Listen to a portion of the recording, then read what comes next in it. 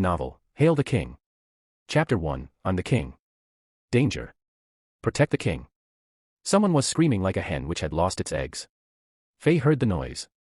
He forced open his sleepy eyes, and focused on a bright object flying towards him. Fei's brain slowly identified the object as an arrow, which was hurtling towards him so fast, that the air appeared to rip in front of it. Damn, what's going on? Which bastard is shooting at me? Fei was immediately scared awake, with all the hair on his body standing on its end. However, the arrow hit him before he was able to react.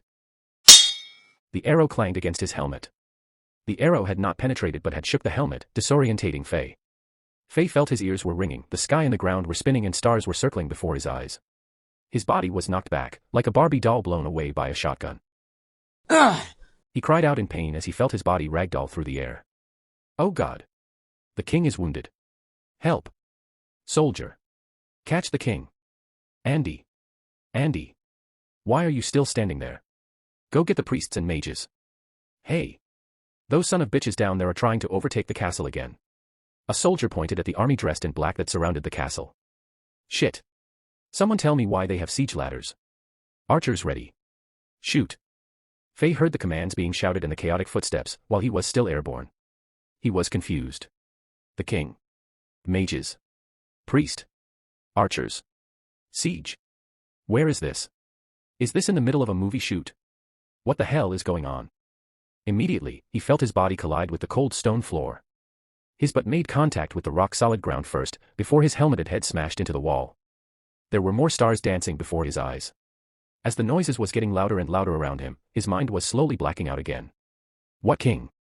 Why does it feel like they are talking about me? Who gives a shit about kings or queens? You guys better not let me know who shot that arrow, or I'm gonna kill that guy. Fei thought vaguely. His head was almost punctured by an arrow when he had just woken up. He was so scared yet mad at the same time, so he couldn't help but swear in his mind. Suddenly, the sensation of pain flooded his entire body. He collapsed on the floor, just like a dog that had eaten a ton of chocolate, choked a couple times and fainted. Don't know in how long, Fei woke up for the second time. His head felt sluggish and he could only vaguely perceive his surroundings. He felt like he was lying on a soft cloud, but as he tried to move, sharp pangs of pain and soreness declared his body's unwillingness to move. His head was still heavy as if someone had clobbered him with a stick. He couldn't open his eyes either. All he could gather was two female voices whispering around him. Angela, you're so silly. I wouldn't care so much about him if I were you. If he dies, you will easily own everything in the Chambord kingdom, and you don't even have to marry this royal idiot.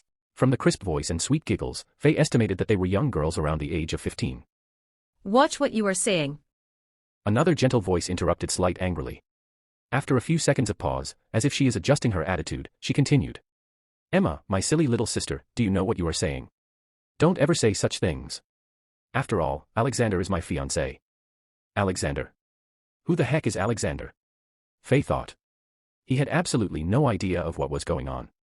He smelled a little fragrance. The natural sweet body odor of women. Fei tried hard to open his eyes, and as his heavy eyelids finally budged, he was surprised by what he saw. He found himself inside what appeared to be a luxury medieval European palace, with magnificent decors, royal furniture, and an lavender scent, as if he was in a dream. He was shocked. He started observing his surroundings, after he felt that he had control of his neck again. Two perfectly postured females appeared in front of him. The one that was farther away was a young girl dressed in a maid uniform. Her blonde hair was simply styled into a pigtail. She pouted her mouth. Clearly, she was unhappy to see him awake. She must be the one who didn't care about the Alexander.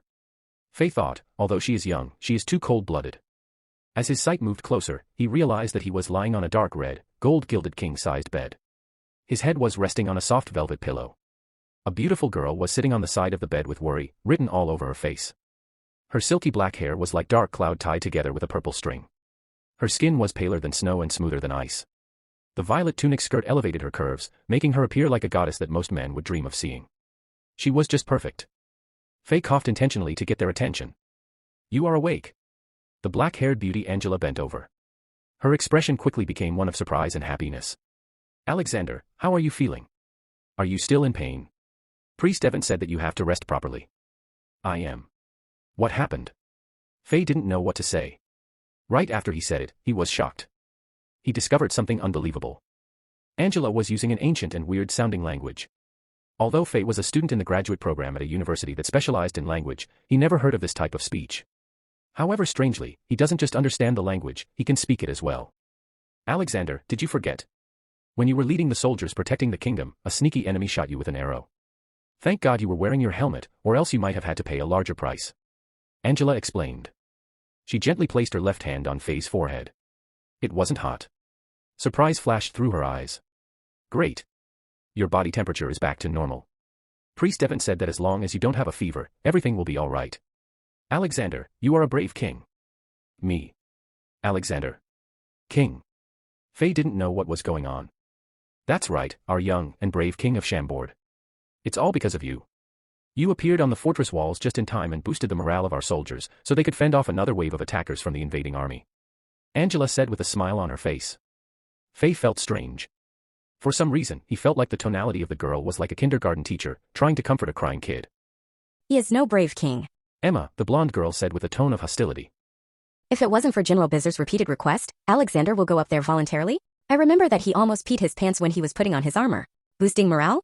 If seeing the king got shot off the defense wall like a moron the moment he got up there counts as boosting the morale, then I guess he did. Although Faye didn't know if what Emma said was true or not, he didn't have time to figure that out. His mind was messed up. What the hell? Didn't I got smashed by something on the head at the doorstep of my apartment? Then when I woke up, I'm at this Chambord kingdom that I never heard about and I'm the King Alexander. And this beauty in front of me is my fiancée. Faye gave himself a few taps on the forehead. Is this a prank? Or am I in a different universe? Faye thought. This doesn't seem like a prank. The beauty of Angela is out of this world, who would pay her to prank me? And that Emma is super cute too. Most importantly, I could understand and speak this strange ancient language that I never heard about. Faye quickly analyzed his situation. Novel, Hail the King. Chapter 2, The Idiot Became a Madman. Angela held on tight to the edge of the bed, her mind anxiously racing as worry filled her widened eyes. Poor Alexander, I hope the fall didn't damage his brain. Although he wasn't very bright before, at least he could talk. At the moment, a loud, arrogant echoed from beyond the doorway. Alexander. I heard that you were injured. A grimace flickered across the girls' faces as they turned towards the source of the sound. The voice drew the tone out as if to mockingly be concerned. Is everything all right? Faye looked up and noticed that a well-dressed, chubby man had barged through the doors to the palace bedroom. An icy laugh slipped between his crooked lips. Gil, what are you doing here? Angela said coldly. Faye felt the tension between the shady, obese newcomer and the beauty beside him. It was clear that they were not on good terms. Angela, my angel, whatever do you mean? I heard my dear friend Alexander got injured and was worried. What's wrong with me coming by to check up on him? The fat noble casually walked up and sat right on a side of the bed as if it was his own. Gil, what are you doing? How dare you to sit on the bed of the king? Emma angrily exclaimed. Gil shot a look at Emma. Lust and malice flashed through his eyes. He licked his thick, sausage-like lips and retorted. Shut up, you low-class slave. Don't say anything that you'll regret. He then leisurely turned around and glanced at Faye. The expression was not someone showing empathy for an injured friend, but more like the gloating of looking at an injured animal. Faye was looking at Gil at the same time. He felt the scorn, malice, and sarcasm in Gil's eyes. Gil was not hiding his feelings even a little bit. Faye was confused. Is this ugly meatball really Alexander's friend? His face has so many chins, yet he's brave enough to show that mess to even the king. Does he have a strong family background as well? As Faye was thinking, Gil started to squish Faye's face with his oily hands as if it was a toy. The move was so natural that it seemed like Gil has done it thousands of times. Alexander, looks like you are fine, haha. I have a few important guests this afternoon to host, so how about you come with me? Gil was smiling, but the tone at which he said it was not like an invitation but a command. He squished Faye's face a little bit more, and slapped it a little. Gil loved this feeling. Treating the king like a pet. He then started thinking out loud about how was it possible that someone like Alexander became the king. He has a 3-year-old's intelligence at the age of 17, yet why does the god love him so much that he gave him the throne? When Gil was enjoying himself, something unexpected happened. Gil covered up his left cheek with his hand. A vivid red hand mark had appeared on his cheek just like paint being flung onto an abstract painting. His expression was the textbook definition of shock. Both Angela and Emma had felt uncomfortable when Gil appeared, but the slap had shocked them as well. They couldn't believe what they saw. Alexander had always acted meek and cowardly, and thus he had always been picked on by Gil, due to his unwillingness to fight back. He just smacked Gil's face. Did that actually just happen? Although it was shocking, they were thrilled. They had tolerated Gil for a long time. How? How dare you? Fag, if you touch me again with your disgusting hand, I'm gonna shove my foot up your a-hole. Faye said. Gil had made Faye very frustrated, and Faye was not a gentle person when dealing with people that make him upset.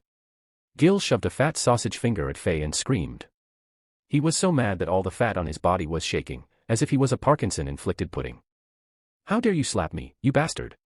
Gil yelled again and again. Faye didn't respond. He was trying to push his body up. How dare he yell at the palace? Faye was perplexed. None of the king's guards showed up like they were supposed to. Could he really be someone that important that a king can't punish? As Faye was thinking, Gil had made a mad decision. He pounced at Faye, seeming like he wanted revenge. Stop it. Angela commanded. Gil, you are just the son of a minister, how dare you do such a thing? No matter what Angela was shouting, nothing affected Gil as he kept his eyes locked on Faye. Angela and Emma tried their best to protect Faye by pulling on Gil's robes. However, there was no way the both of them were any match for Gil. Frustrated, Gil slapped Emma across her face. The force sent her back a couple yards. Her pretty face was swelling up on the cheek as tears filled her eyes. Gil grabbed Angela by her wrist next and pulled her towards him. He lowered his head onto Angela's neck. He sniffed a couple times enjoyably and pervertedly said, "Beautiful Angela, this retarded Alexander is never going to be good enough for you. Look at him, he doesn't resemble anything of a king. He had made a mess of Chambord Kingdom after just inheriting the throne. Angela, how about becoming my woman?" He was holding tight onto Angela's wrist. The warm and smooth sensation of her body broke down the last bit of his reasoning. He forgot he was inside the king's palace, and Angela was the future queen. In the momentum that came from his loss of sanity, he tried to kiss Angela's lips forcefully. Suddenly, a metal helmet kissed his forehead instead. But with that amount of force, it was more like a smack of a hammer. This attack was so sudden that Gil didn't even see it coming. Surprised at the blood gushing out of the wound, he screamed as he fell back and let go of Angela's wrist. Angela once again witnessed something that she thought wouldn't happen in this lifetime and was speechless. As Faye picked up the helmet off the ground, he sneered, "How dare you touch my woman, you fat bastard? How dare you touch the king? I'm gonna beat you until you become quadriplegic or, I swear to God, I'm not the king." He was feeling better as he swore, thinking to himself, "Man, I was scared by this fat tub of lard. I thought he was some important figure, but it turned out that he is just the son of a minister. I can mess him up any day of the week." It was dead silent in the royal bedroom. They could hear the sound of a needle dropping onto the ground. Although there were already many times Faye's actions had shocked both Angela and Emma, this time, they sensed that something was different. It is not possible. How could it be? They stared at Faye. It feels like the 17-year-old retard Alexander who listened to Gil all the time has changed. Gil was lying motionless on the floor. His mind was blank. He sensed that Alexander's personality has changed too much. Faye's actions in Alexander's body had scared Gil, due to how out of character it was. That blow from the helmet was full of power and felt as though Faye was actually trying to kill him. After a couple seconds, he calmed down. He thought about why he came to the palace today and he decided to give it all he's got. He lifted his left hand and a strange and mysterious spell rolled off of his tongue. A ball of fire was forming upon his hand and a burning sensation was filling the whole palace. Gil forgot how he felt earlier and suddenly became a lot braver. He mocked at Faye, "You, the king. Ha. Except yourself, who do you think considers you as our king in the entire Chambord Kingdom? How dare you hit me?" Alexander, prepare to feel the wrath of a prestige mage.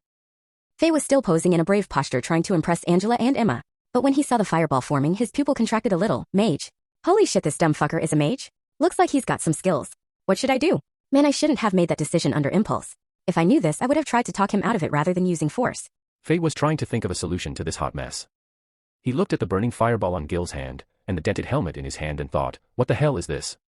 If we are going to fight, at least give me a sword or some sort of weapon. He thought for a few seconds and started yelling, "Guards! Guards! Assassins! Someone is trying to assassinate me. That's no use." Gil laughed as he flicked his hand and the red-hot projectile flew toward Faye's face like a bullet. Novel, Hail the King. Chapter 3, Don't Ever Do That. Angela screamed. As the flames grew in Gil's hand, she frantically looked for ways to stop him. However, it was all useless. Shit. Faye couldn't do anything else but to try to block it with the helmet he was holding in his hand. Boom. The fireball collided with the helmet, producing a burst of sparks and smoke. The helmet had turned red-hot and splattered as it started to melt. Faye smelled burned flesh. He rushed as he tried to get the melting metal helmet off of his hand. Although he acted as fast as he could, the layer of skin on his inner palm had burned off already. The fireball appeared to have run out of energy, fizzing and finally became extinguished. Faye didn't have time to relax as he immediately saw another fireball forming upon Gil's hand. Judging from Gil's sweaty face, it was obvious that he was concentrating extremely hard to finish Faye off with this one. This time, Faye had nothing to block it with. This is not fair. Faye yelled, "I challenge you to a wrestling match." Didn't your parents teach you that kids playing with fire will pee their pants? What? Angela and Emma were shocked speechless. Since was there such a saying? Looks like Alexander is still an idiot. Both of them thought disappointedly. However, what they didn't notice was that Faye had slowly moved to the other side of the bed, and managed to pick up the cuirass that he wore on the walls. He hid it behind his back as he slowly inched his way back towards Gil. Just wait. Once you get in my reach, I will teach you a lesson in place of your parents. Faye calculated the distance between them and was preparing to use some sneaky and dirty tactics to deal with Gil. But pee your own pants. Gil was furious. He was not going to hold back his wrath of a prestigious mage. He made up his mind to punish that retard king for what he did. The second fireball was flung towards Faye. Angela reacted fast. Although she so scared that her face paled, she made up her mind to save Faye by blocking the fireball with her body. Seeing Angela suddenly appear in front of Faye, Gil went into shock and tried to retrieve his fireball. However, it was already too late. Faye reacted immediately. Shit.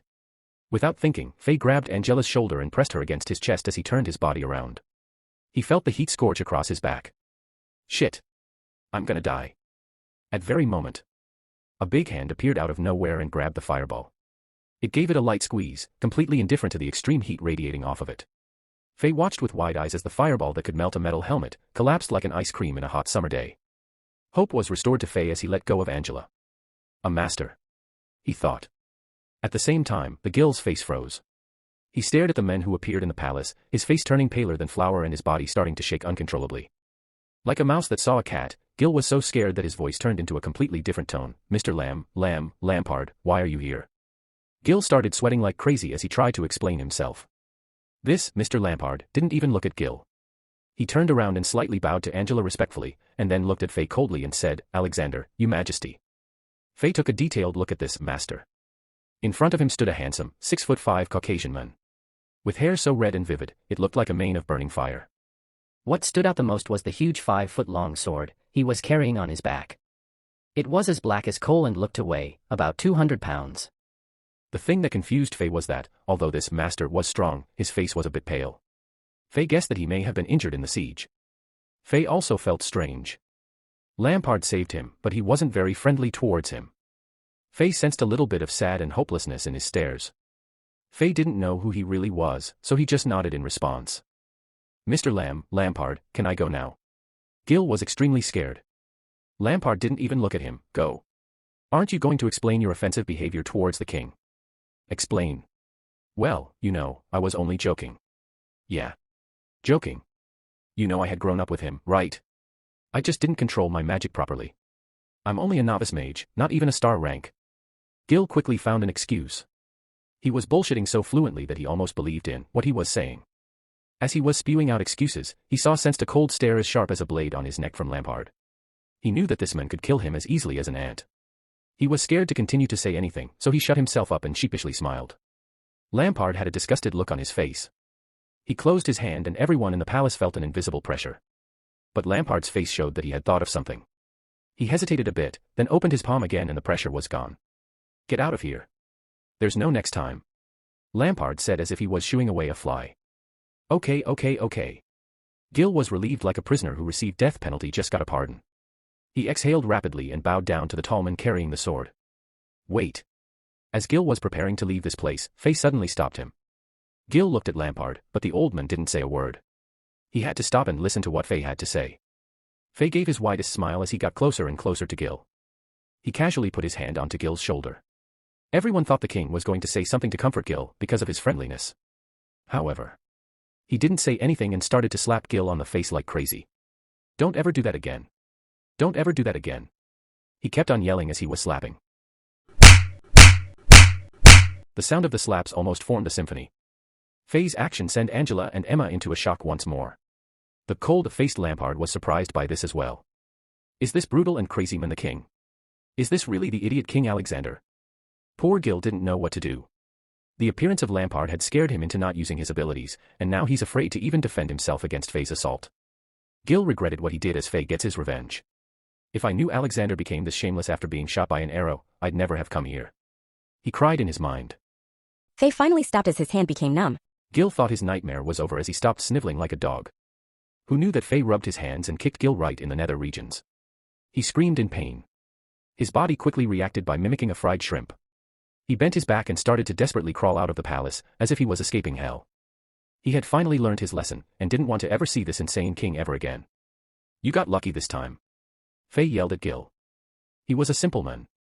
He was not going to taking any sort of humiliation and act like nothing happened. He wanted revenge on the spot. After releasing his anger on Gil, he felt much better. As Fei turned around, he saw the shocked expressions on Angela, Emma, and Lampard's face. They were staring at him as if he was some unknown monster. Shit. Did I overreact? Fei thought. Oh. My head is dizzy, I'm fainting. He fell onto the floor. Angela and Emma, who still have the hand mark on her face, got nervous. They thought the arrow injury was reoccurring again. They dragged him to the bed. Lampard looked at Fei. He was suspicious of Fei's terrible acting, but he didn't say anything. He asked Angela about Fei's arrow injury, comforted both Angela and Emma a little, and left with a ton of questions on his mind. My Majesty, the enemies are still sieging. Looks like your soldiers can't defend any longer. This is the last thing Lampard said before he left. Angela and Emma stood by him for a while. After seeing no sign of Fei waking up, Angela took Emma to the priest to get her face treated. After only Fei was left in the palace, he calmed down and started to think about the whole situation. Obviously he was in another universe. Not only Angela and Emma, but that meatball-shaped magician's magic and that mysterious old master's powerful skills had proven it. Fei was a poor graduate student. He grew up in an orphanage. He was in a hopeless situation because he had incurred a lot of debt for university, but couldn't find a job to pay it off. After thinking about it, Fei concluded that becoming the king in another universe was not a bad thing. As a king, I probably can do anything I want. He thought. He couldn't wait to use his powers. He started to map his situation. Looks like on my way back to my apartment, I was hit by a bright disc of some sort.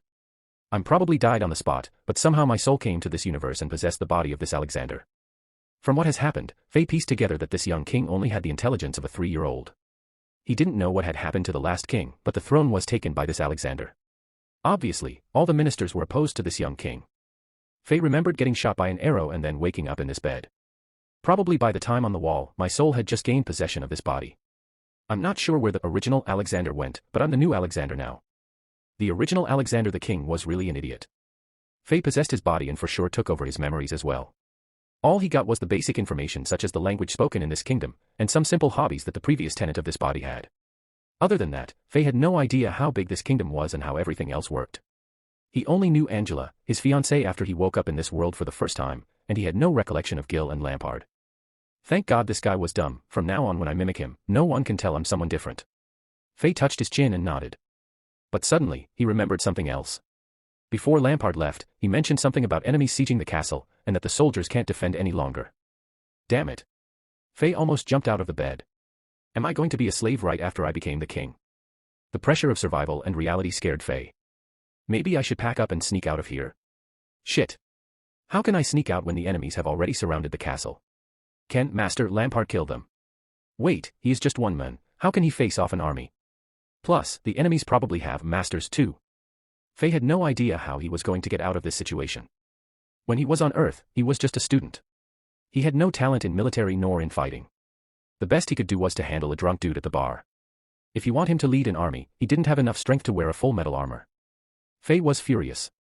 Why can't I just live my ordinary life on Earth? I don't want to be the king anymore. At this moment. Collecting players' information. 20%. 50%. 88%. 100%. Game system installation initiated, scanning brain capacity, requirement met. Install. A mysterious, mechanical-sounding voice appeared out of nowhere. It scared Fei almost to the death. This voice appeared directly in his mind. Shit, what is this? Ghost. He got no replies. Install complete. Entering Diablo world in 3, 2, 1, enter. Like the characters in the TV series Stargate, who travel through the Stargate, Fei felt dizzy and a mysterious and strange wave went through his body. Rogue encampment. Fei stood like a zombie at Rogue encampment, where the new players spawn in the game Diablo. His mind was blank. He had been standing here for the last 5 minutes. 5 minutes ago, after the 3-second countdown in his mind by the voice, his vision blurred and he landed here. This was a real Diablo world. A perfect and lively world.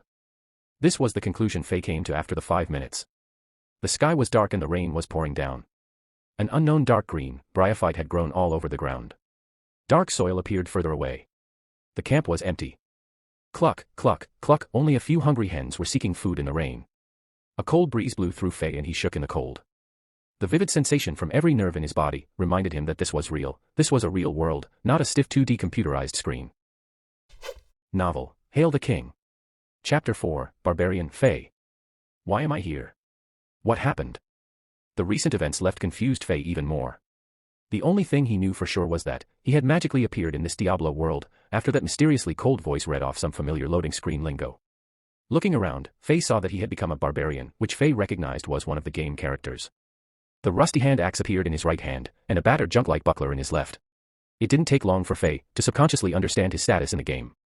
The next second, a high-tech-like screen popped up in front of him out of nowhere, just like those in Iron Man's mansion. Gamer, Fei. Class, Barbarian. Level, 1. Experience, 0 of maximum 5,000.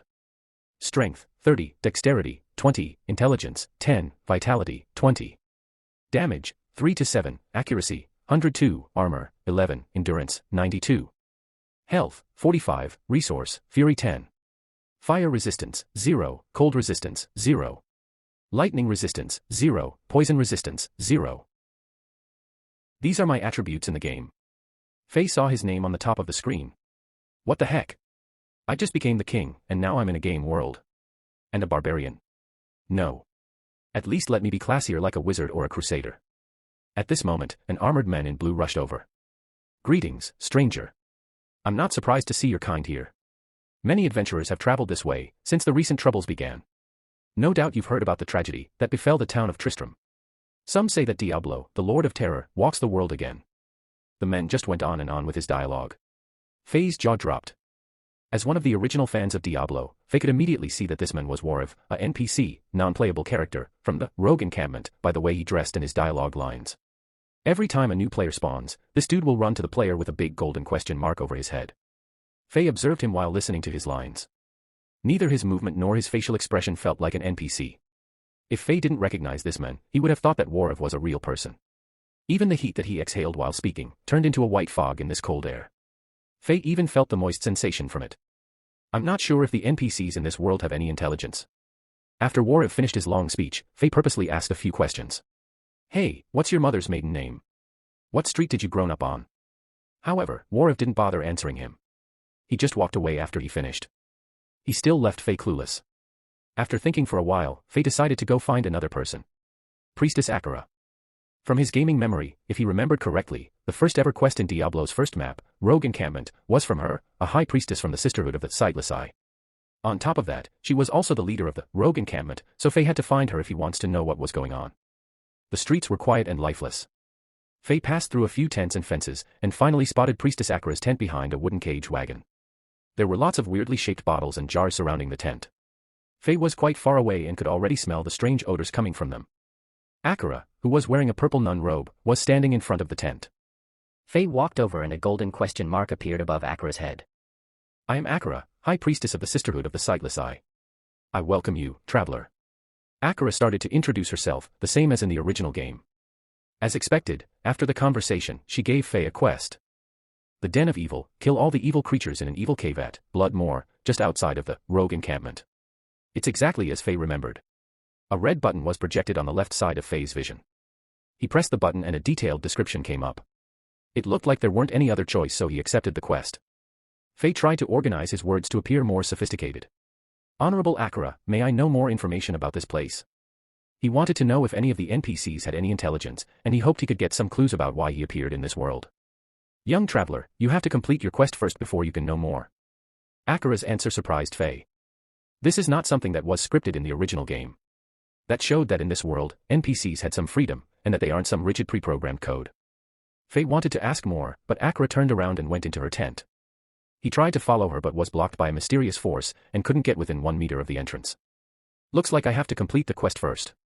After failing to get any answers from a couple other NPCs in the Rogue Encampment, Fei walked out the gate that was guarded by a female rogue, and stepped into the dangerous Bloodmoor, where a ton of monsters were lurking around. Warning. Gamer Fei, you have entered Bloodmoor. Killing monsters will grant you unexpected surprises. But if you fail your quest, you will receive some mysterious penalties, said a mysterious voice before laughing like a maniac. Fei recognized it as the voice that appeared in his mind earlier. It went by so fast that Fei only heard the first couple sentences. The laughter was filled with gloat, however, compared with the cold, machine-like tone before, it's definitely more human-like this time. After 3 hours, Fei chopped the 20th quill rat with his axe. A white beam of light came down from the sky and embraced Fei. Level up. This is not the first time that it happened, and Fei was expecting it. It's very comfortable in the light, Fei felt like moaning. All the bleeding wounds from fighting the monsters closed and healed within 3 seconds. After 4 or 5 seconds, the light disappeared. 2 dark red buttons appeared in front of Fei. The one on the left was labeled, New Attributes Points, and the one on the right read, New Skill Points. These are the rewards each time after leveling up. Fei first opened up the New Attributes Points menu. Every time after leveling up, there will be 5 points for Fei to improve his physique. He distributed 3 points to Strength and 2 points to Vitality without thinking. Those were the primary attributes of a barbarian. He then opened up New Skill Points and distributed the 1 point he got from leveling up to Weapon Mastery. Fei is now a level 5 barbarian. All the 25 attribute points were distributed to Strength and Vitality. Out of the 5 skill points, 3 were distributed to Weapon Master, and 2 to the Warcry skill, Howl. The reason he did it is because this is a real world. As a player, Fei gets injured and wounded from fight the monsters. He doesn't just lose health, he felt 100% of the pain as well. What is worth mentioning is that everything in this world is real, even the monsters. They are not programs nor codes. Their screams, spewing blood and chopped up bodies were irritating Fei's nerves every second. Novel, Hail the King. Chapter 5, Quest completed. Fei had quickly acclimatized to the situation. He had gone from being so nauseated from the gore that he was throwing up after killing the first monster to becoming cold and indifferent despite the carnage that was left in his wake. All the heated monster blood on Fei's body made him feel like he was enduring a test from hell. After only a couple hours, Fei had become used to this. He was almost turning into a cold-blooded killing machine. This game existed literally for the purpose of killing. It was so real. Even the painfulness and soreness in his muscles. Fei was not sure that if he died in this realistic game world, he would respawn just like how it was in the original game, but he didn't dare to try. There was too much at stake. From the past 3 hours of killing, Fei had noticed that his knowledge about the original game weren't completely applicable in this world.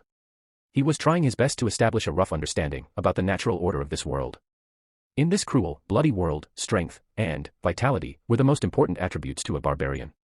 A lot of strength will allow your attacks to be stronger, and a lot of vitality will not only allow you to be more durable during battle, but also give you enough endurance to run away from the blood-seeking monsters. The reason why Fei distributed skill points onto Weapon Mastery and Warcry, Howl, is because he had no idea how to handle and use weapons properly. He was just an ordinary student. So, Weapon Mastery will allow him to use his hand axe more efficiently, and Howl can scare the monsters away when he gets surrounded. Threats from monsters and the risk of dying forced Fei to considering survival way more than the future development of the character. After distributing all the points, Fei opened up his character status. Gamer, Fei. Character, Barbarian. Level, 5. Experience, 14,949, maximum of 22,680. Strength, 45, Dexterity, 20. Intelligence, 11. Vitality, 30. Damage, 10 to 27. Accuracy, 102. Armor, 31. Endurance, 107. Health, 105. Resource, Fury 16. Fire resistance, 0. Cold resistance, 0. Lightning resistance, 5. Poison resistance, 0. This status was way more impressive than the one that Fei started with. It was almost as if you could say that they were not on the same level. Not all these improvements came from leveling though, as Fei had a few special items. He had gotten a few armors and weapons from killing monsters, and he had already equipped them all. There was one, Tangerine's helmet, that gave him +1 intelligence, and +5% lightning resistance attributes. After checking the character status menu, he opened up his item slot. In this world, Fei's item slot was a spatial ring that he wore on his finger. It had 40 blocks of storage space. Every block can store stuff such as one minor healing potion. However, items did scale in this world, so axes or swords may take up to 4 to 8 blocks, depending on how big they were. Fei's item slots were full. He thought about what to do next and decided to go back to Rogue Encampment. He used a town portal scroll that he had when he spawned in this world.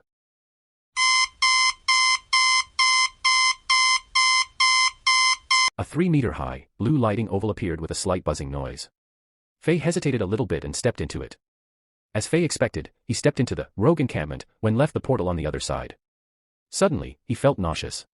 He felt as though he had just stepped off a particularly fast roller coaster that involved a lot of twists and loops. Fei closed his eyes for a few seconds to get over the portal sickness. After sitting down and regaining his bearings, Fei looked around and found Priestess Akra. This high priestess was not only a source for quests but also a crafty merchant. She sold slaves and potions for battle, as well as scrolls and keys. Fei wanted to prepare really well for his first quest, Den of Evil, so that he would not get himself killed by the monster in the evil cave. From what he could remember, there was a zombie boss called Corpse Fire in there. Although finding out what has brought him into this weird world was important, he at least needed to survive until he could find out. Fei sold all the items such as gloves, broken wands, and spears, the stuff he got from the monster, but didn't need, and got roughly 800 gold. Plus the gold he looted directly from the monsters, he had a total of 1,400 gold. He put all the money into good use and bought some items from Akira. A double axe with a damage rating of 6 to 15, and a suit of leather armor with a defense rating of 13. He equipped both of them and bought a couple bottles of minor healing potions, 4 town portal scrolls, and 3 identify scrolls, for identifying the weapons and armors that he will get from the monsters. Fei felt a reassuring increase in his strength and power, originating from his new weapon and armor. He confidently returned to the portal that was created by him earlier.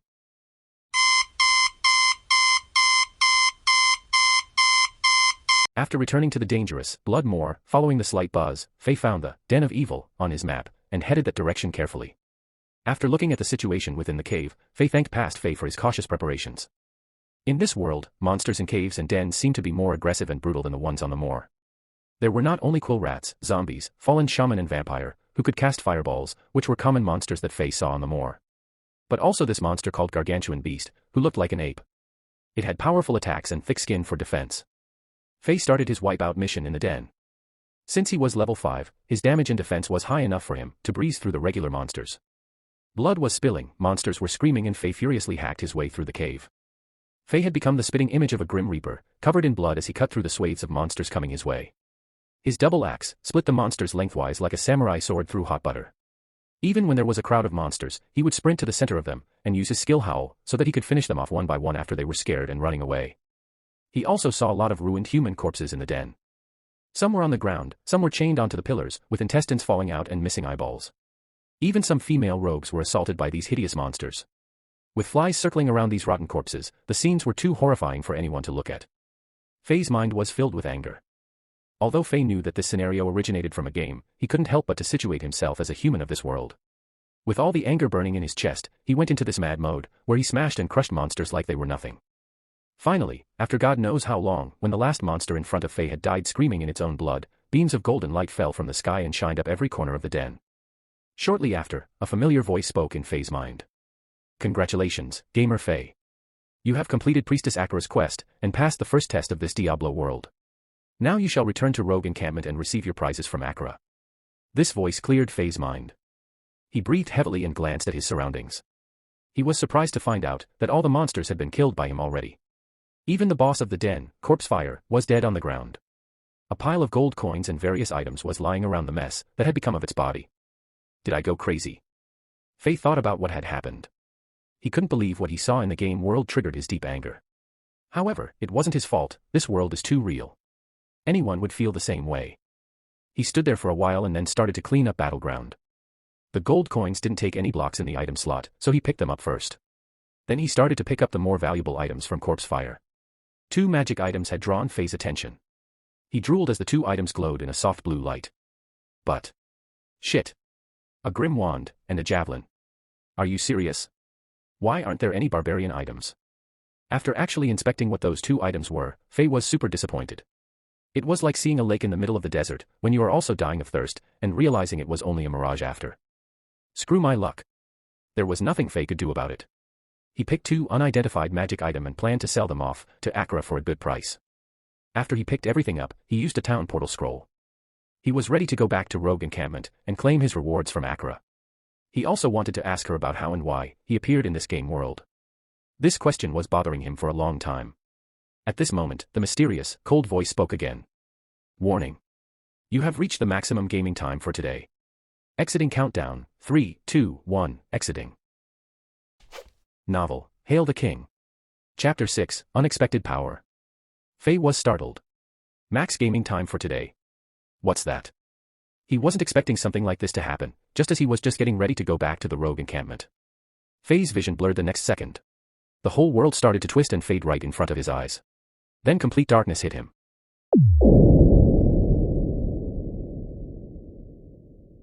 Fei reopened his eyes, and found himself in the king's palace again. Magnificent decors, splendid furniture, and the dark red, gold-gilded king-sized bed were the complete opposite of the dark, bloody feel of the Diablo world. What happened? Did I just have a nightmare? Faye was confused. Faye was still lying on the bed.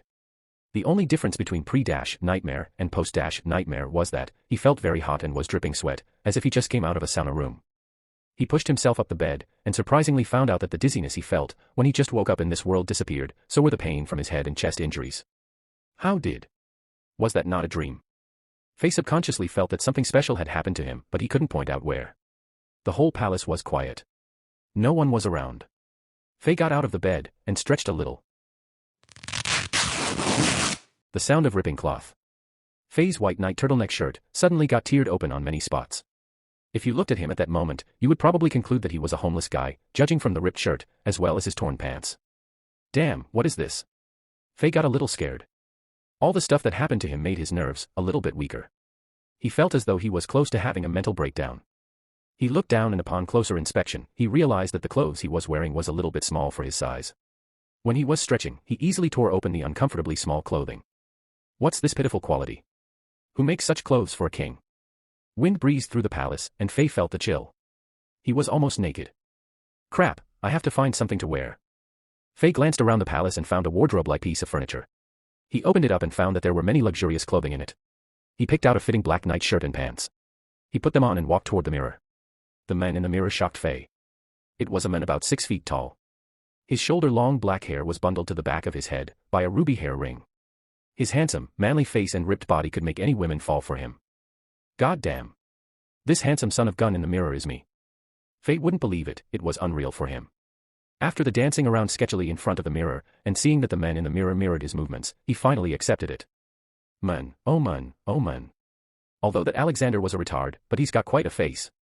Haha, he is way more handsome than me. Faye can't stop posing in front of the mirror, as if he had just discovered a new continent. From now on, I'm Alexander. Faye said to himself happily. After his new discovery, he walked towards the row of medieval full knight armors, at the center of the palace. He picked a suit of armor about his height, and pulled out the double-handed sword that the armor was holding.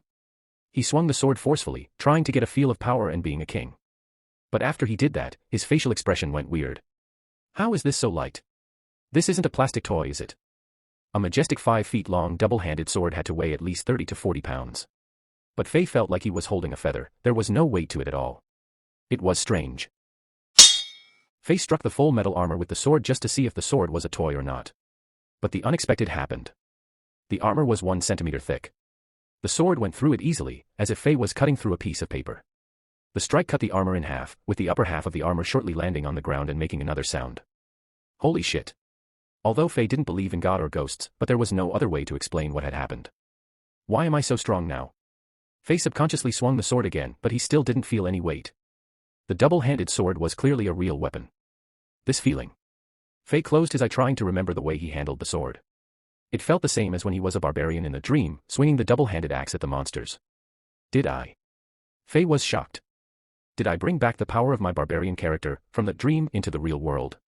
He couldn't get the thought out of his head, and quickly went about to test this unlikely hypothesis. He put the sword back to the damaged armor, and looked at other weapons in the palace. Something quickly caught Faye's eyes. Further away at a corner of the palace was a huge, weirdly shaped double-handed axe. The handle with the massive blade was at least 5 feet long, and looked to weigh about 100 pounds. It stood by a black heavy armor. Its weight had put a dent in part of the tile floor. A bizarre-looking carving on the body of the axe made it look even more intimidating. Faye rushed over there and picked it up. Suddenly, Faye felt the axe and him had become one, as if the axe was a part of his body. He closed his eyes again and concentrated on the feeling. That's tight, this is the feeling of my level 3, weapon mastery in the dream. Especially with axes, because I was a barbarian. The double-handed axe was like a windmill in Faye's hands. All the axe techniques was performed by Faye at a master level, as if he had used axes for more than tens of years. Faye felt that he can conclude that his hypothesis was proven completely. He had actually acquired all the skills, strengths, damage and all the attributes of the level 5 barbarian in the dream. The newfound power had given Faye a profound sense of security. So this is the feeling of power, I wonder what level this power belongs to in this magical world. As Faye was feeling amazing about the newfound power, he suddenly remembered that Master Lampard said something about enemies still sieging the castle. Maybe I should go take a look. This thought grew stronger and stronger in Faye's mind. Maybe I could help with my power. Faye decided to go. On the point of safety, he picked out the thickest, heaviest armor in the palace and put it on. This armor had literally covered Faye from head to toe, with the only openings being the holes for Faye to see through. Faye felt like he was wearing the first ever Iron Man suit from the movie, Iron Man, the one that Robert Downey built in the Iraq. This 50-pound armor would literally anchor Faye to the ground, but now, Faye felt like he was wearing a Nike brand, ultra-thin, sweat-resistant running gear. Faye tapped the helmet with the axe. Faye was satisfied to hear the sound. Haha, no goddamn arrows will get me now. King Alexander. Roll out. Faye looked around as he left the palace quietly. He was trying to show off in front of the guards, but who knew that there was no one guarding the king? The palace was just quiet. As he kept walked, he saw 2 heavily wounded soldiers sleeping beside the palace's main gate. It looked like these 2 tired soldiers just came from the front line of battle. Shit. My palace is only guarded by 2 wounded soldiers, the battle must be at its peak.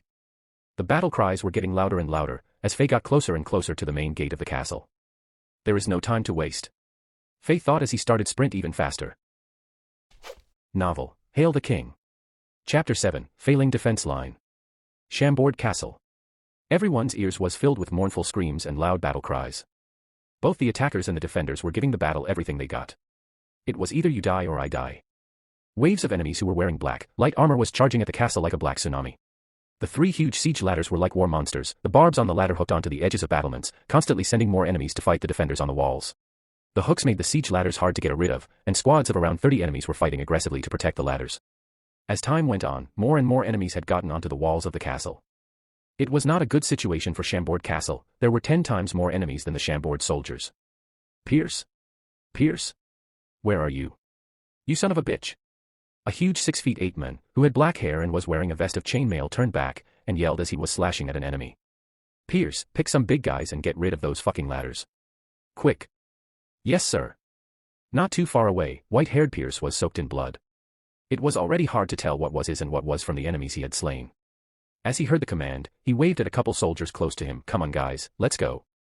We have to kill those bastards and smash those ladders. White-haired Pierce was known in Chambord for his brutal strength. As veins on his arms bulged, he started swinging his huge iron hammer that was the size of 2 basketballs. Like the legendary berserker, he cleared off enemies in his way as if they were flies. None of the enemies could stop him. He was approaching the siege ladders fast, leaving behind him a road of death and blood. About 20 other soldiers followed him. They were committed on completing the mission. The enemies that were defending the ladders had been alerted. Attention. Forward. Semi-arc formation. The leader on the enemy defense team yelled. The 30-ish enemies had formed a half-circle beside the wall, and protected the 3 siege ladders in the half-circle. With sharp blades that were still dripping blood pointing outwards, they were like a metal hedgehog, waiting for the attackers to make a mistake before capitalizing on it and finishing them off. These enemies definitely had more training than the soldiers of Chambord. 10 meters. 6 meters. 3 meters. 1 meter. The distance between the soldier led by Pierce and enemies was vanishing in seconds. Finally. Ho! Go to hell! Pierce suddenly yelled. He gave the hammer a full swing, as if it was a javelin. The hammer flew out of his hands and flew toward the enemy's formation. That giant bloody hammer made a beautiful trajectory of death in the air, and crashed through the defensive formation with devastating force. It caused massive damage to the enemies. Spilled blood, broken blades, and limbs flew all over the place. The enemies definitely weren't expecting that type of maneuver. The flying hammer had made a bloody gap in the center of the formation. By destroying the 3 siege ladders, the enemies will have no way to get into Chambord Castle for now. After killing all the enemies that got on the defense wall, the defenders could finally get time to rest in safety. If not, the castle will be sieged and all their friends and families will become war slaves, with no hope of freedom for generations. After thinking about that, all the soldiers were motivated to defeat the enemies. Their morale was so high that the blood in their bodies was almost burning. They couldn't allow the enemies to siege the castle. Even if they die, they weren't going to back off. Charge. The soldiers followed Pierce, furiously charged into the enemies. Pierce rushed ahead, picked up the hammer that he had thrown out before any enemies could react, and started smashing away. His powerful swings forced off all the close enemies, with the closest one not even having time to react, before Pierce collapsed his head. None of them could stop him. Smash. Crush. Bang. Smash. Weapons, armor, and bare knuckles were colliding. Spurting blood, and detached limbs had painted the picture of hell. Boom. Pierce smashed the sword and the enemy in front of him off the castle. He looked up and the ladder was right in front of him. He swung the hammer once more to back off the approaching enemies. He sprinted forward and smashed all the hooks off of one ladder. Screw off. Pierce kicked the ladder with force. He heard a lot of screams. As the ladder fell down, the enemies who were still climbing all fell towards the ground like dumplings. They were crushed by the heavy ladder into bloody meat paste instantly. Nice. The black-haired commander saw what Pierce had done and yelled. Pierce. Great job. 2 more. Finish them all and I will buy you the best beer tonight. All you can drink. He was dueling with a thin but tall enemy while he yelled. This enemy was very skilled. Even though he was a commander, they were combating for about 10 seconds and none of them had an advantage. Haha. Brooke, bossman. The beer is on you tonight. Pierce replied excitedly. Although he was talking, he wasn't slow with his attacks. His hammer was fast as lightning. He did the same thing as he did to the first ladder. He smashed all the hooks off of the second ladder. As he was about to kick it off of the wall. Suddenly. Die. Punk. A black shadow flew up the defense wall. The rapier this enemy was using went straight to Pierce's head. He was trying to instantly kill Pierce. There wasn't much time for Pierce to react. All he had time to do was to position his hammer so that his head was protected. These couple strikes all hit right in the center of the hammer and made some sparks. An unstoppable force passed through the hammer and shocked Pierce. Even though Pierce was born with an inhuman strength, he couldn't hold against it. The force pushed him back 4 steps. It also broke a couple of his fingers, and he almost couldn't hold onto the hammer anymore. Shit. A master. Pierce was surprised. However, this enemy stopped attacking him. As this enemy raised up the rapier again, Pierce heard a ton of screams. The enemy was moving so fast that he turned into a black shadow again. The other soldiers who came with Pierce all fell on the ground. As he took a more detailed look, all of them had a hole in their heads. White, red liquids were flowing out. They were the brains. Bender. Bond.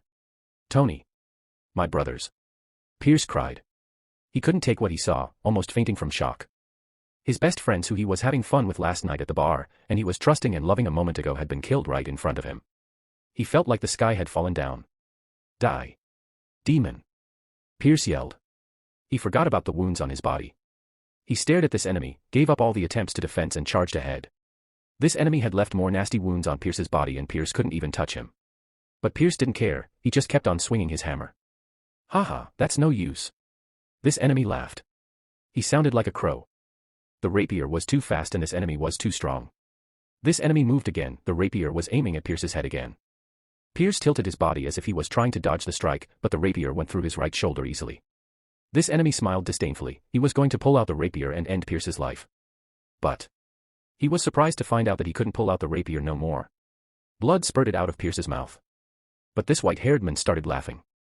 This enemy didn't know what was going on, but he felt as though he had underestimated the enemy. But there was no time for him to react. Pierce grabbed the blade tightly with both hands, as if he didn't feel any pain. He left the rapier in his shoulder and slammed his body against this enemy. It took the rapier-wielding man by surprise and he had to keep backing off. It only took them 3 seconds to reach the tip of the defense wall. If this enemy backed off any further, he would fall off this 200 feet high wall. Even though he was powerful, but there was no way for him to stay alive after falling from such height. Screw it. This enemy was furious, but he had no option but to let go of his rapier. Getting forced by a low-life soldier to let go of his favorite weapon, this enemy was ashamed of himself. He was a prestigious 1-star warrior. After he let go of the rapier, red flames started appearing around his body. Fists with the temperature that could melt iron landed on Pierce's back. He would eat this white-haired man alive if he could. Ha ha ha. I won this round, you son of a bitch. Pierce puked a mouthful of blood, but he was laughing proudly. Pierce let go of the rapier, and charged at the second siege ladder. Because he had broke the hooks on this ladder early, he slammed it off the wall with his left shoulder. All the enemies climbing on this ladder fell to the ground and got crushed into piles of meat paste as well. Shit. You low-life slave. I swear I will kill everyone in this castle. This enemy was raged. Now he knew that this man wasn't trying to push him off of the wall, the plan was to destroy the second siege ladder all along, and he was fooled. He struck with the rapier at Pierce with all he got. Pierce had fainted from all the wounds and blood loss. Shit. Be careful. Brooke, the commander yelled anxiously. There was nothing he could do, he was still in close combat with the other skillful enemy. This siege battle had been taken almost the whole day. There were some powerful individuals on Chambord's side, but they had been focused on by the enemy commander. Even the 3-star warrior Lampard was tangled by an enemy star-ranked warrior. At this time, there was no one there that could save Pierce's life. The rapier covered in flames was only 1 inch away from Pierce's neck. Novel, Hail the King. Chapter 8, The Death. Everyone was expecting the death of Pierce, as no one was in a position to save his life. Hey, dumb punk. Try and dodge my ultra-concealed weapon. A confident voice rang from the other side of the battlefield. However, even though the enraged rapier-wielding man didn't hear it, he felt something was aimed at the back of his head. An object was flying at him fast. He was surprised. He had to pull back the rapier and block whatever was flying at him. The concealed weapon was slashed in half, and red liquid splashed onto his head. What the hell was that? Due to his body's positioning, he had no indication of what the concealed weapon was. He swung his rapier to make a sphere-shaped protection zone, and ducked to prevent any more of the red liquid from landing on him. After he regained his bearings, he looked up and saw what the concealed weapon was. He immediately became more furious. The concealed weapon was one of his own soldiers. Someone had grabbed and threw this poor guy at him, and due to his carelessness, he didn't look and chopped that soldier in half. Haha, are you scared now? Chicken. A gloating laughter had redrawn the attention of the rapier-wielding man. He looked up and saw a man wearing a full heavy suit of armor, with only openings on the armor for eye holes. In the light of the sunset, this man looked majestic like a god. That man didn't waste any time, he started charging right away. The momentum from his body caused collisions so powerful that all of the enemies got knocked off the wall. With the massive double-handed axe in his hand, he was planning on taking this rapier warrior down. You are seeking your own death, idiot. This enemy sneered as he saw that the new arrival was disadvantaging himself. Full heavy armors were used by cavalry soldiers like knights, never regular foot infantry. It was dumb to wear a 50-pound armor for close-ranged combat, since it would slow your attacks and weigh you down. In this enemy's mind, that man was just a dumb idiot. Go hang out with the Grim Reaper. The rapier warrior moved all the energy in his body onto his weapon. With flames appearing around the rapier again, he pierced towards the hulking armored man charging at him. The strike was fast, as if it was lightning. The energy was overflowing from the rapier.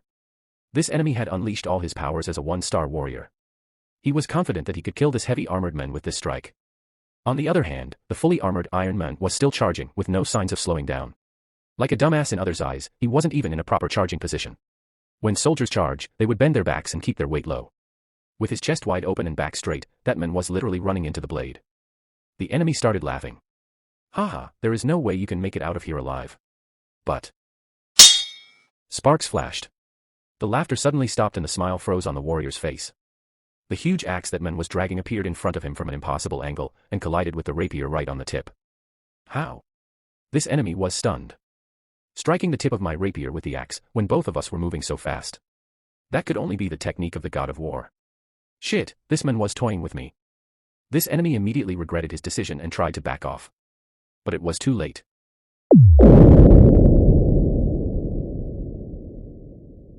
The rapier couldn't hold up to that amount of power, and snapped into pieces. The force of the axe didn't stop there, the rapier-wielding warrior's hand almost exploded. If anyone who didn't know what had happened, they wouldn't recognize the shape of the hand anymore.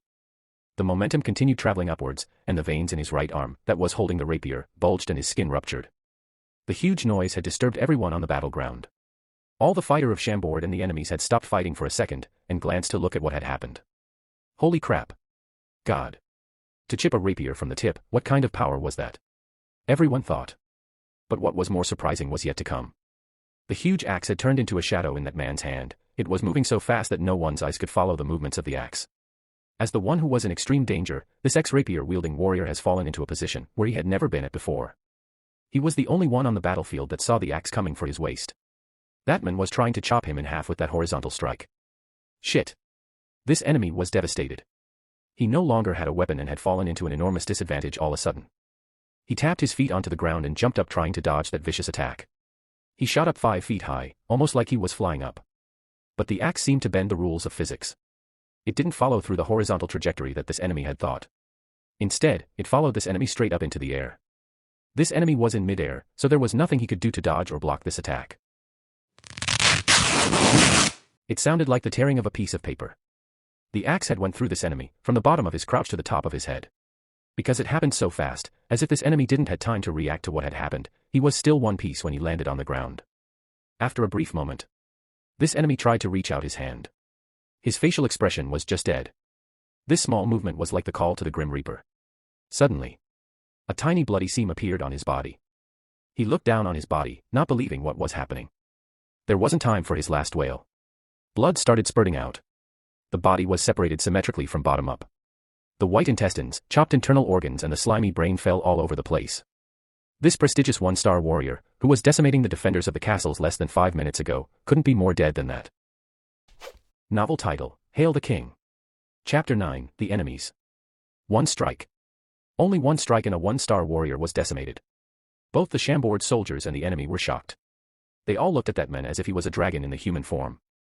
The sounds of weapons clashing and war cries resounding across the battlefield a few minutes ago had abruptly stopped. The battlefield was completely quiet. The Chamadian soldiers and the enemies looked at each other, quickly realized that they were still in battle and went right back to killing each other. It actually worked. I'm so clever. That man laughed ludicrously. In an area near the Chambord castle, half a mile away from the moat named Zuli, 100 black military tents were set up in a pattern that had completely blocked the only exit out of the castle. This was the base of the enemy army. The people of Chambord didn't know where these black armored enemies came from. 3 days ago, after the morning fog dispersed, a sentry was lucky enough to discover the fast approaching enemies. He quickly barred the castle's gate and had bought some time for the defense of Chambord. There were about 2,000 soldiers in the invading army. After failing the sneak attack, they had camped beside the Zuli moat. The invaders had sieged the walls every day, as well as spreading a ton of scouts to cut communications between Chambord and the rest of the world. Today was the 4th day. This little castle has a complex terrain that could frustrate any invaders. If it wasn't for this dangerous moat and that firm defense wall, I would have already conquered this castle for father, and that Angela woman would have been my toy already. On the bank of the Zuli moat, a knight wearing a full suit of black armor with a silver mask grumbled. The silver mask had a ferocious demon carving on it, and only covered the top half of his face. He was on top of a pitch-black war horse, which was itself tall and sturdy, emanating the image of a majestic beast. The horse also wore a ferocious suit of armor, with only its legs and eyes exposed. An enigmatic force surrounded him, like a magnetic field. Behind him, 19 other knights stood in silence. They were all black-armored and on black horses too. They also wore the same devil-styled mask as well, but in black rather than silver. With the spiked armor on the horses, they looked like a platoon of devil knights from hell. This was actually unexpected. This kingdom is only a mere level 6 affiliate of a tiny level 1 empire, yet it has a moat with a fast current and a firm defense wall. It even has a 3-star warrior. A black knight behind the silver-masked knight said. He then dryly chuckled and reassured the silver-masked knight, "Don't worry, master. The defenders are at their breaking point, and surely can only hold 20 more minutes. After that, this castle will fall for sure. After we conquer this castle, let the soldiers loose, they can do anything they want. Except that Angela, there is no need for any others to survive." This cruel command was given so indifferently by this silver-masked knight, as if he was just mentioning the weather. Remember. Setting fire is prohibited. We need this castle. Yes. Master. All 19 black knights said in unison. They had already done this hundreds of times and it was no surprise to them. The black knight who just spoke said, "Master, their king. Just execute him. For the next 3 days, make all the females in the castle service the soldiers and kill them afterwards. We follow your commands." All the knights were excited, they loved these kinds of orders. Number 20 is almost finished, you men should get ready. The silver-masked knight waved at his subordinates. When we gain control of and open the gate, all of you will rush in and finish off the enemies as soon as you can. I want to sit on the throne of their king in the shortest time possible. He didn't even finish his sentence before a huge noise came from the battlefield. It was as loud as thunder. All the knights were star-ranked warriors and, given their enhanced abilities, they saw clearly what had just happened on the defensive wall of Chambord. The black knights behind the silver-masked knight almost all lost it, oh god. This was, number 20, just chopped in half by an enemy. Shit. Did they have a war god? These black knights stared at each other, the shock showing in their eyes. They were all star-ranked warriors that were skilled at fighting, so they could see that the Iron Man that chopped 20 in half was only using brute force. There was no traces of energy in his attack. That was a scary thought for these knights, because 20 was already a 1-star warrior. Master, allow me to chop the head off that bastard, to avenge 20. Some of the Black Knight was getting really nervous and impatient. Although the 20 of them didn't have names, and were only designated numbers, for the past 4 or 5 years, they had been under the command of the Silver Masked Knight together. They ate together and slept together, they were closer than any blood-related brothers. However, no one expected that 20 would die in this horrible way, especially in this seemingly easy siege. This had stimulated their anger for revenge. Is he just born with inhuman strength? The Silver-Masked Knight smiled mysteriously. He waved back at the Black Knights and said, "Interesting, this man has intrigued me, pass on my order to stop the siege. Tell the soldiers to back off for now." "Master, this. Are there any problems?" The Silver-Masked Man responded coldly. "We follow your commands, Master. The information from our intelligence agency, Eagle, mentioned the king of this level 6 affiliated kingdom is a retard." Change of commands. Just surround the castle for now, send someone to ask for the surrender of the castle. If they do, the king, ministers, Angela and that Iron Man can survive, others still will be executed. The silver-masked knight said, his smile betrayed the cunning thoughts he was entertaining. Yes, my master. The black knights turned around right away and had started executing the orders. Come, take this brave soldier to the medic ward. Quickly. Of course, this Iron Man was Fei. Fei's axe was like the scythe of the Grim Reaper. It harvested the lives of all the enemy soldiers on the defensive walls near the ladders. None of the enemies could handle one single strike from Fei. After wiping out all of the enemies around Pierce, he turned and yelled. A couple soldiers hurried forward and carried the fainted Pierce off of the castle walls. Novel title, Hail the King. Chapter 10, I'm Invincible. Fei saw the heroic scene where Pierce risked his own life to destroy the siege ladders so that the defenders would have a chance at driving the invaders off. He was deeply moved by Pierce's actions. Fortunately, at the last second, he was able to save Pierce's life by coming up with the unorthodox tactic of throwing a living person as a weapon.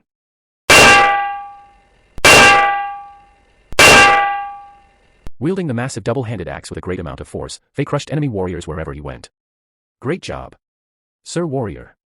I'm the second commander of the King's Guards. Who are you? I've never seen you before. The black-haired Brook yelled in surprise as he saw that Pierce had been saved. He was not in a good situation as well, still struggling with the fight with the skilled enemy from earlier. The unexpected savior had broken the subtle balance on the battlefield. The hope of the Chamardian soldiers had finally came. Commander Brook, you will soon find out. Fei didn't want the soldiers to find out who he was yet. He had gotten used to the killing, screaming, violence and blood in the Diablo world. There was no difference between the two for Fei. As he got on the battlefield, he went straight into it without any need for adaptation. Moreover, the scenes in front of Fei had excited him. Everyone had dreamt of becoming a superhero and going around saving the day, protecting the citizens of their countries when they were young. Now Fei was living his childhood dream. Although his axe was harvesting the lives of many people, he had no remorse. Killing the others was the means for saving his own. It was as simple as that on the battlefield. Fei backed off as he protected the soldiers to carry Pierce off of the defense wall, and then returned to the front line of battle. The ordinary enemies were no match to the brutal strength and the sophisticated axe skills of a level 5 barbarian. The enemies screamed and cried as Fei approached the last siege ladder. His axe whizzed through the air, bloody light glistening off of the blade of the axe. The last couple enemies who were protecting the ladder screamed as they were knocked off of the defense wall and smashed into the ground by a horizontal strike from Fei. That strike was so powerful that it didn't even stop there.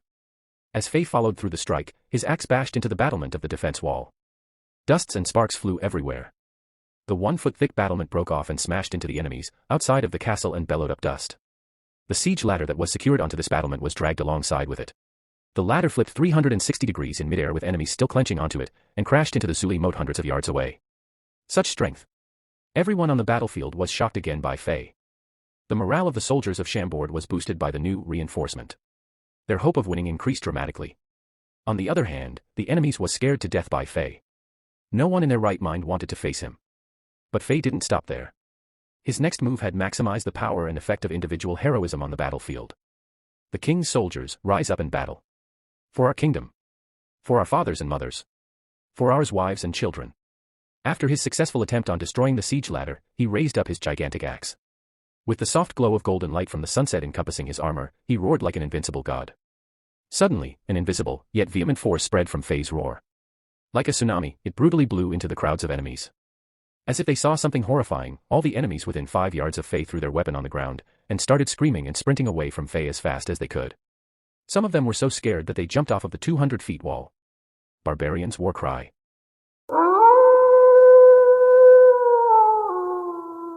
This roar scared away most of the enemies that were standing close to Fei. The mysterious powers from the Diablo world had finally appeared in this world. Of course, only Fei knew what was going on. Everyone else was stunned. What kind of power was that? Gods. It was completely quiet on the defense wall. Under the light of sunset, everyone felt something uncontainable was about to burst out of the soldiers of Chambord. Finally. Someone subconsciously yelled after Fei, battle. For our kingdom and families. This little follow-up was like a tiny spark into a pond of gasoline. All of a sudden, the blood in the defending soldiers of Chambord had ignited, burning like an unstoppable flame. Fight. Defend. For our homeland. Attack. Kill. Battle. The chanting roars sent forth a truly spectacular force. Like the most unimaginable magic, it quickly spread around the battlefield. Almost every soldier of Chambord started roaring. Morale was skyrocketing. A wounded soldier pulled out the barbed arrow from his shoulder. A farmer that got his left leg cut off crawled onto an enemy and bit his thigh. An elder that got his heart pierced by a sword, stabbed his knife into the enemy's skull using his last strength and breath. Fei's roar had empowered every defender of Chambord, giving them unprecedented strength. The advantage quickly shifted onto the defenders. After losing the siege ladders, no more backup for the enemy soldiers can get onto the defensive walls of Chambord. There was also no way out for the enemy soldiers. These warriors almost shit their pants. They screamed as they turned around and started running away from the blades of the defenders. Jumping off of the high wall didn't seem like a bad idea now. At least jumping off of the wall gave them a slight chance on living. If they had stayed on there, these suddenly rated up defenders wouldn't give them any chances. They would end up in a worse condition than just dying. One of the invaders was literally bitten to death by a couple severely wounded soldiers. That was warfare. This new arrival must be a hero. Star-ranked, even moon-ranked warriors and mages may be able to kill numerous enemies, but there were some people referred to by others as heroes. They could motivate everyone around them. Every action, words, and expressions in their eyes could bring hope and bravery to their followers. Fei accidentally became the hero in the minds of the defenders of Chambord. After the roar, Fei went back to the killing of enemies. Broken swords, broken spears and broken armor. Everywhere Fei moved to, enemies cried, were mutilated and died. With invincible momentum, Fei approached the center of battle.